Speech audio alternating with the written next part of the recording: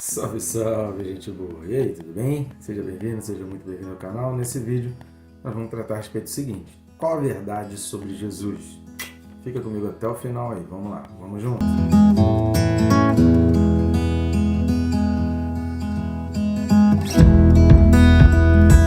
E antes, né, querido? Se você não está inscrito, inscreva-se bem rápido.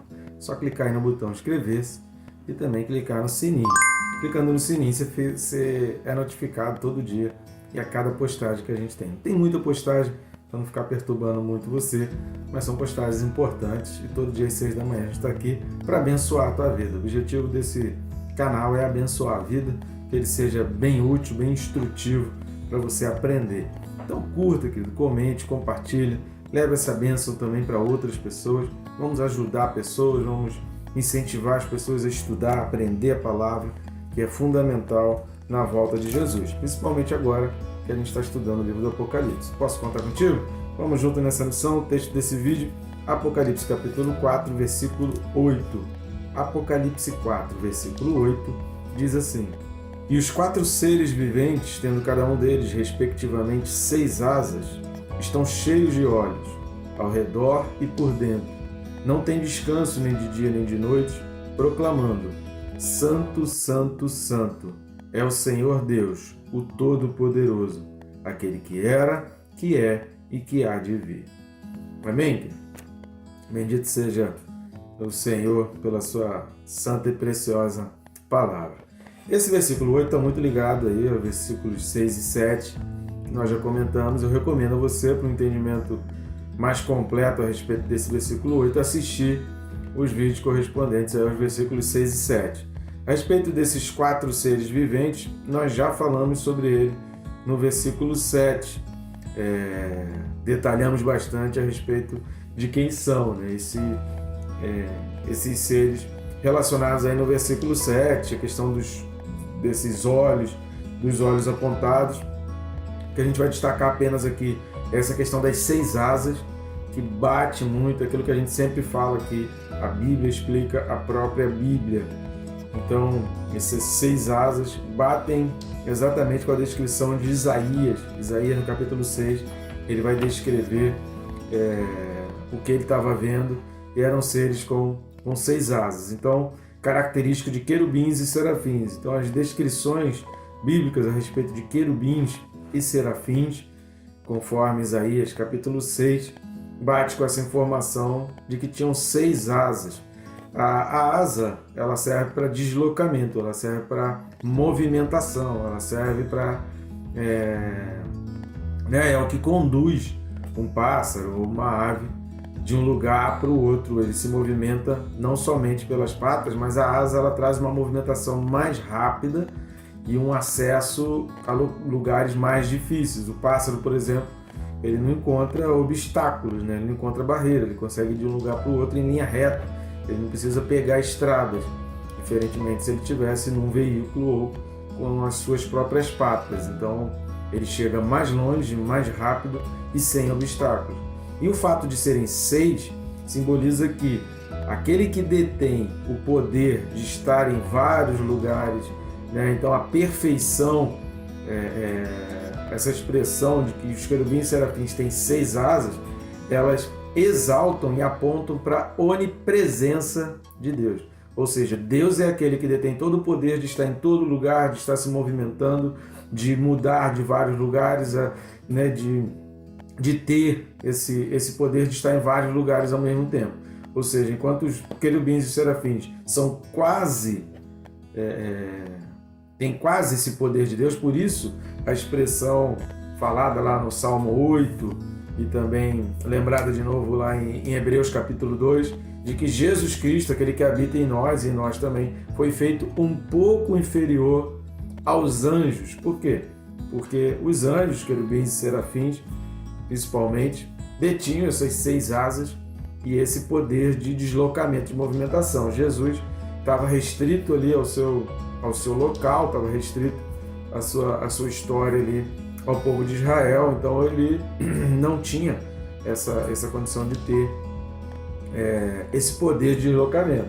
Os querubins e serafins possuem uma movimentação mais rápida, um alcance muito maior, os olhos também por todos os lados evidenciam isso, que nada escapa aos olhos do querubim e serafins. Agora, o poder pleno dessa movimentação, desse controle, está nas mãos de Deus. E é isso que os próprios querubins e serafins vão exaltar. Um ser que detém um poder maior do que o deles. Um ser que detém a onipresença. Por mais que os querubins e serafins tenham movimentação também, não tenham limites de deslocamento nem obstáculos, nada faça obstáculos a eles, existe alguém que tem um poder maior do que o deles. Esse poder é Deus. E diante desse poder, o que eles cantam? Santo, santo, santo. A palavra santo aqui, né, hoje no grego, ela significa sublime, ela significa aquele que detém um poder, aquele que está acima, né? É algo muito sublime. Ou seja, os querubins e os serafins estavam diante de alguém que tinha um poder incomparável, um poder inigualável. Eles estavam diante de alguém que era, quando você fala algo que é sublime, ou seja, algo que não existe nada melhor e nada maior do que aquilo dali. E ele vai falar que é o Senhor Deus. Então os querubins e serafins estavam aqui diante do trono, como a gente viu aí no versículo 5, assista o vídeo correspondente a isso, estavam diante do trono, esses 4 seres viventes. No versículo 6 vai falar, né, e também no meio do trono, e à volta do trono, os 4 seres viventes. E nesse trono quem está sentado é o Rei Jesus. Então quem está governando é o Rei Jesus. Então a verdade sobre Jesus é que a gente vai ver nesse versículo 4 coisas aqui tremendamente importantes. Primeiro é a sua sublimidade, que a gente já falou aqui, santo, santo, santo, ele é inigualável, incomparável, e ele detém poder, inclusive, acima de querubins e serafins. Isso significa que ele detém um poder acima de Lúcifer, que era um querubim. Então, o poder de Jesus Cristo é maior do que de qualquer anjo, ainda que seja o do diabo. E ele é o Senhor. Senhor aqui, a palavra grega usada, é o sentido daquele que detém a propriedade, é o proprietário. Então, muitas vezes a gente pensa em Jesus apenas como Salvador, apenas como aquele que cura, aquele que tem palavras de amor. Muitas pessoas têm uma ideia muito fantasiosa a respeito de Jesus por não conhecer as Escrituras. Quando a gente lê as Escrituras, a gente vê que Jesus era aquele que caminhava correto, era aquele que não tinha pretensão nenhuma de instalar império aqui. Então essa ideia de um Jesus socialista não tem o menor respaldo bíblico, não tem base bíblica nenhuma, por 2 motivos, né? Primeiro, porque existe uma utopia de que o socialista pensa no próximo e não pensa. Não existe na história da humanidade nenhum pensamento socialista que não fosse egoísta, que não fosse visando apenas o poder e não visando o bem dos outros, até porque todos eles que chegaram ao poder, a população, a maioria, nunca foi tão beneficiada assim, completamente beneficiada, muito pelo contrário. O que a gente tem ao longo da história é só de catástrofes e destruições e genocídios e um monte de morte. Então é uma ideia completamente utópica achar que o socialismo pensa no próximo. Jesus era alguém que pensava no próximo, mas a ideia central de Jesus era o reino de Deus, era o reino espiritual. Jesus por diversas vezes falou: o meu reino não é desse mundo, eu vou preparar lugar. São várias situações em que Jesus aponta, se existe um socialista ali no meio daquele povo de Jesus, o nome desse socialista era Judas Iscariote, porque ele não só roubava, como ele queria deter o poder, e ele se frustrou naquele momento em que Jesus mostra a moeda e fala assim: pague o imposto a César, dê a César o que é de César, mas dê a Deus o que é de Deus. Então Judas Iscariotes ali, ele se frustra diante daquele momento ali, porque ele imaginava um Jesus que fosse um revolucionário. Então Jesus não foi revolucionário, não nesse sentido de querer tomar o poder, foi revolucionário porque ele trouxe várias novidades, implementou várias condições novas, pensamentos novos, principalmente tirando o olhar humano desse mundo para o olhar humano e fazer o homem voltar os seus olhos para o que era espiritual, para o que é eterno, tirar os olhos do homem do que é passageiro e voltar os homens para o que é eterno, tirar os olhos dos homens desse poder aqui na terra e pensar no reino dos céus, no poder que está nos céus. Então Judas Iscariotes ele se frustra ali. Por quê? Porque ele tinha uma visão de Jesus, de alguém que iria dominar o poder, de alguém que seria um rei, de alguém que seria um governador, somente nesse mundo, somente nessa terra. Tanto que Judas se mata, por quê? Porque ele não tem a menor visão espiritual de eternidade, o menor senso de consequência. Então, ele tinha um pensamento exclusivamente socialista e comunista, porque achava que o reino de Jesus era deste mundo. E quando Jesus mostra ali naquela passagem a moeda, dê a César o que é de César, a partir daquele momento, Judas Iscariotes se decepciona com Jesus e começa todo o seu plano para trair Jesus. Por quê? Porque Jesus não era o Senhor da vida dele.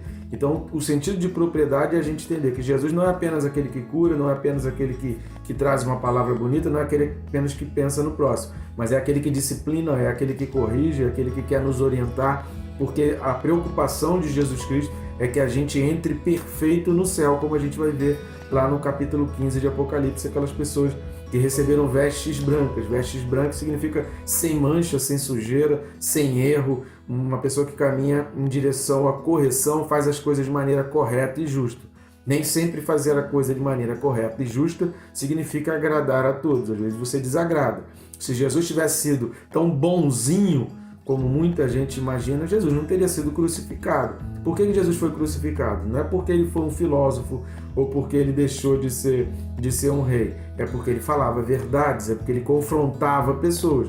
E a pior coisa que um ser humano gosta de ouvir são verdades. Então, a gente quebrar essa humanidade faz a gente abrir mão do primeiro Adão e receber o segundo Adão, que é Jesus Cristo como Senhor. Então, mais do que um salvador, mais do que um guia espiritual, mais do que palavras bonitas, mais do que filósofo, Jesus ele morreu na cruz porque ele disse, e o ápice dos judeus ali de aceitar aquela trama de Judas Iscariotes, de falar assim, agora chega, foi quando Jesus diz, eu sou, numa expressão de que Jesus era maior do que Moisés, maior do que Abraão. Quando Jesus fala assim, antes que Abraão existisse, eu já era, é o que a gente vai ver aqui daqui a pouco.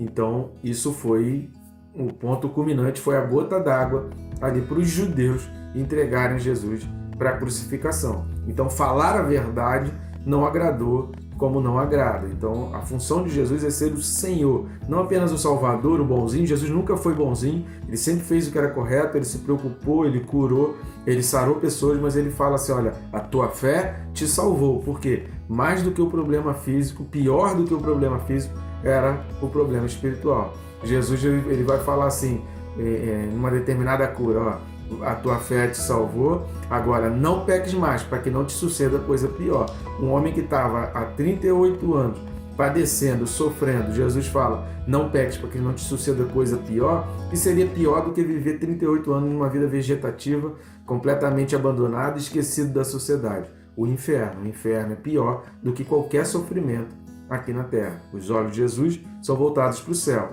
A missão principal de Jesus foi fazer a gente se destituir dessa natureza terrena em que Adão e Eva se preocupavam somente aqui na terra e fazer os nossos olhos serem voltados para a eternidade, para que a gente não se esqueça de que existe vida depois da morte. Então Jesus ele é o Senhor. Isso os querubins e serafins exaltavam. Ele é o Senhor, ele detém, ele é o proprietário de todas as coisas, ele é o dono de todas as coisas.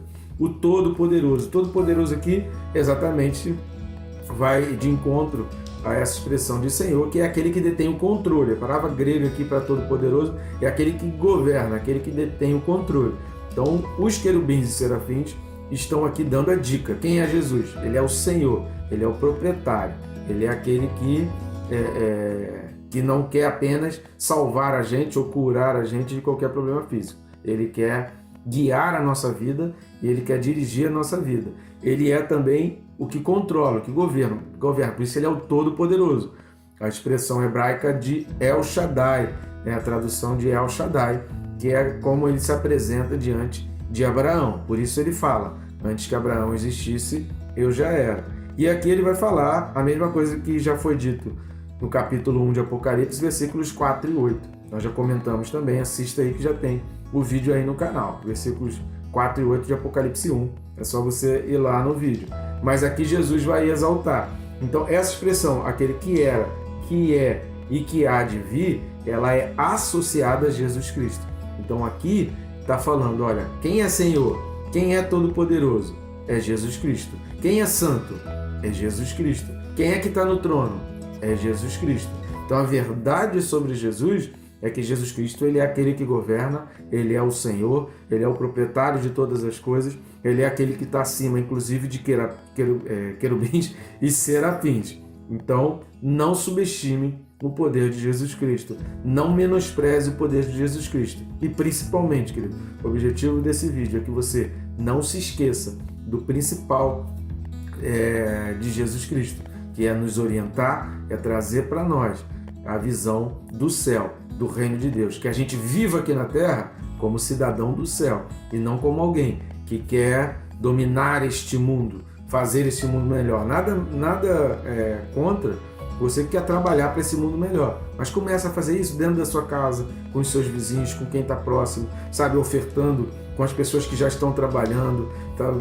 Às vezes no teu dinheiro pode ajudar alguém que já está juntando pessoas e já está fazendo algo maravilhoso com o reino de Deus. Não existe mudança para melhor longe da palavra de Deus. Não existe mudança para melhor longe do reino de Deus. Não existe nada que possa ser melhor para a humanidade do que viver dirigido, guiado e coordenado pelo Deus que conhece todas as coisas, passado, presente e futuro, aquele que era, que é e que há de vir. Ou seja, Jesus Cristo, ele é Senhor do tempo.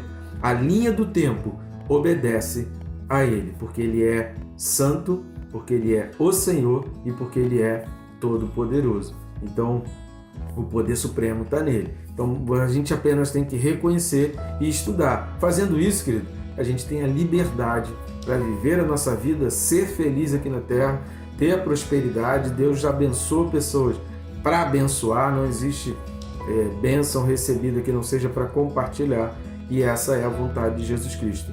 Tirar os nossos olhos aqui da terra e fazermos olhar para o céu. Tá bom, gente boa? Então reconheça, mais do que Jesus como Salvador, ou alguém que cura, ou alguém que pode te conceder coisas e fazer coisas por você, mas na tua oração aí, reconheça Ele como Senhor da tua vida. Pergunte a Ele, o que eu preciso mudar? O que eu preciso fazer para mudar a minha vida? O que eu preciso fazer realmente para ter a felicidade, a paz interior? Porque a paz interior, querido, independe ao redor. Eu conheço muita gente que é muito feliz com o mundo ao redor desabando. Eu conheço muita gente que tudo ao redor está tudo muito bem, dinheiro, pessoas, flashes, fotos, fama, mas a pessoa não tem uma felicidade. Então, a gente não pode associar o exterior com a paz interior. O que Jesus quer trazer é uma paz interior, independente das circunstâncias. Receba essa felicidade e essa paz que só o Jesus Cristo pode te dar. E eu te abençoo aí e que Ele governe a tua vida em nome de Jesus. Então, que Ele te abençoe rica e abundantemente.